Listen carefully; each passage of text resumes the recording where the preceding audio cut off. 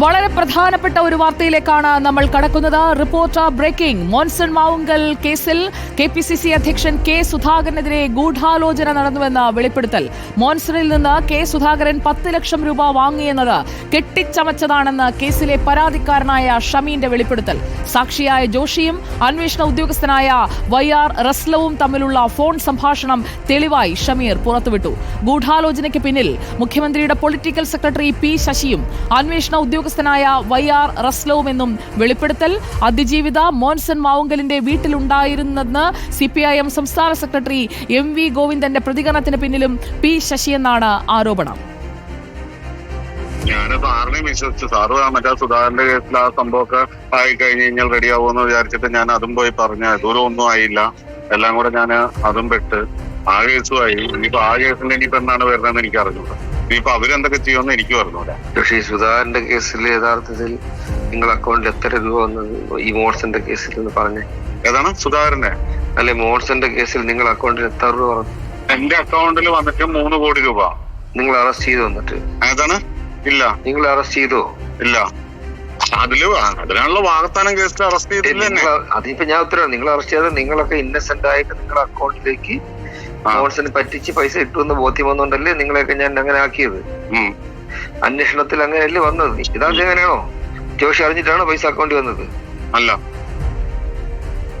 ഈ ജോഷി എൻ്റെ അടുത്ത് വന്നിട്ട് പറയുന്നത് എന്നെ കൊണ്ട് നിർബന്ധിച്ച് YR റസ്റ്റം പറയിപ്പിച്ചതാണ്, എന്നെ കേസിൽ നിന്ന് രക്ഷപ്പെടുത്താ എന്ന് പറഞ്ഞിട്ടുണ്ട്.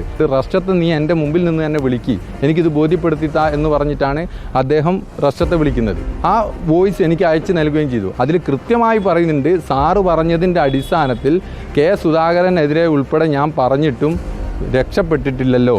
മുഖ്യമന്ത്രിയുടെ ഓഫീസിൽ P ശശി വന്നതിന് ശേഷം നടക്കുന്ന ഇവർ തമ്മിലുള്ള കമ്മ്യൂണിക്കേഷൻ്റെ ഭാഗമായിട്ട് CPIMൻ്റെ സംസ്ഥാന സെക്രട്ടറി പോലും പറഞ്ഞു, അതിജീവിത പീഡനത്തിനിരയാകുമ്പോൾ അവിടെ K സുധാകരൻ ഉണ്ടായിരുന്നു. ഇല്ലാത്ത കാര്യങ്ങളും ഏതെങ്കിലും ഒരു പെൺകുട്ടിയുടെ പരാതിയിലോ മറ്റോ അത്തരത്തിലൊരു കാര്യങ്ങളില്ല. റിനു ശ്രീധർ ആണ് ഈ വാർത്ത ബ്രേക്ക് ചെയ്യുന്നത്. റിനു ശ്രീധർ, ഇതൊരു സ്ഫോടനാത്മകമായ വിവരമാണ്. Good evening.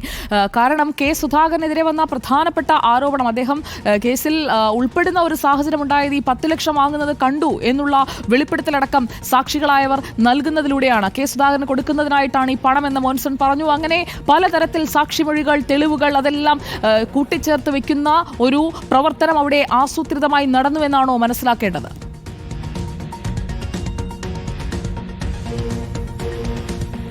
Good evening Sujaya. 2021 Monson Mavunkal കേസുമായി ബന്ധപ്പെട്ടുകൊണ്ട് വലിയ രീതിയിലുള്ള ആരോപണങ്ങളും ആക്ഷേപങ്ങളും ഉയർന്നു വരുന്നതും FIR രജിസ്റ്റർ ചെയ്ത അന്വേഷണം ആരംഭിക്കുന്നതും ആദ്യഘട്ടത്തിൽ അന്വേഷണം നടത്തിയ അന്വേഷണ സംഘത്തിൽ നിന്നാണ് ഈ YR അറസ്റ്റും ക്രൈംബ്രാഞ്ച് DYSPയുടെ നേതൃത്വത്തിൽ അന്വേഷണം നടത്തുന്നത്.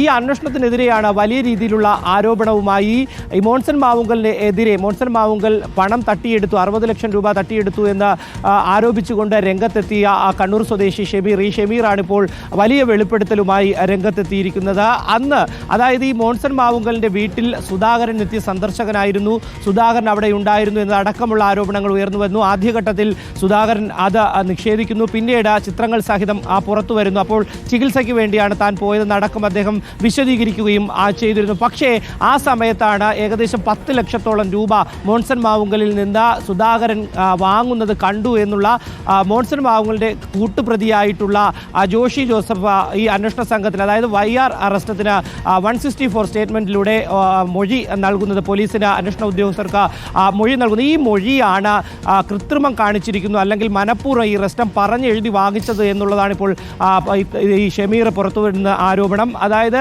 വലിയ രീതിയിലുള്ള അട്ടിമറിയാണ് ഈ കേസിൽ നടന്നത്. സുധാകരനെതിരെ വലിയ രീതിയിൽ ഗൂഢാലോചന നടന്നു. അവിടെ പോക്സോ കേസ് അടക്കം മാവുങ്കലിനെതിരെ ഉയർന്നു വന്നു, പീഡന കേസ് അടക്കം ഉയർന്നു വന്നു.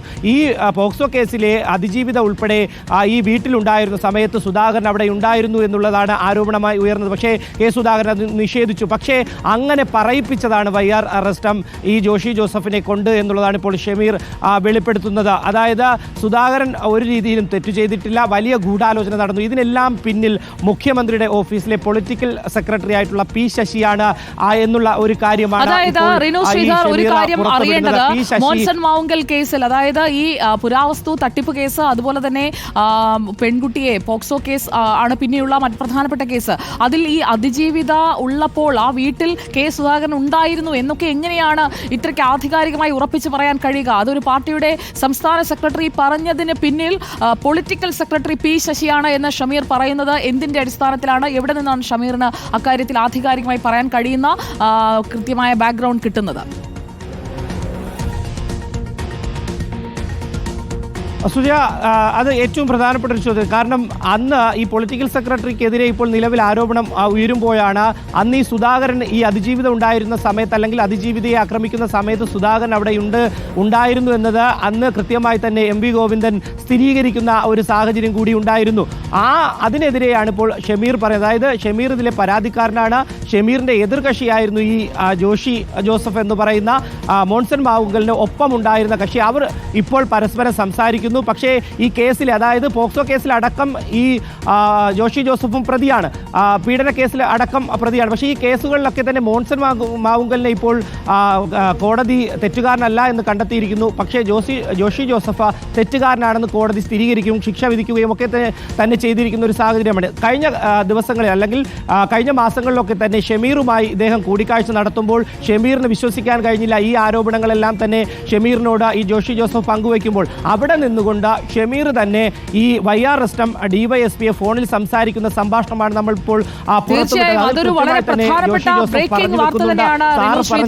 ഇതിൽ നമുക്ക് ഇനി അറിയേണ്ടത് കെ സുധാകരന്റെ പ്രതികരണമാണ്. അതുപോലെ തന്നെ പി ശശി പ്രതികരിക്കുമെങ്കിൽ, എം വി ഗോവിന്ദൻ മാഷ് CPIM സംസ്ഥാന സെക്രട്ടറി പ്രതികരിക്കുമെങ്കിൽ, ഇവർ 3 പേരുടെയും പ്രതികരണമാണ് ഈ വാർത്തയിൽ ഏറ്റവും സുപ്രധാനമായത്. കാരണം ഈ വിഷയത്തിൽ ഈ 3 പേരുമാണ് പറയേണ്ടത് യഥാർത്ഥത്തിൽ എന്താണ് സംഭവിച്ചത്. ഇപ്പോൾ ഷമീർ വെളിപ്പെടുത്തുന്നത് പ്രധാനപ്പെട്ട കാര്യമാണ്. ഒരാൾ പണം വാങ്ങിയിട്ടില്ല എന്ന് അറിഞ്ഞുകൊണ്ട് തന്നെ അയാളെ ഇതിൽ പെടുത്തുന്നതിനായിട്ടുള്ളൊരു ശ്രമം നടന്നെങ്കിൽ ആ ശ്രമത്തിനായി ആരൊക്കെയാണോ ഉണ്ടായിരുന്നത് അവർക്കും ശിക്ഷ കിട്ടേണ്ടതാണ്.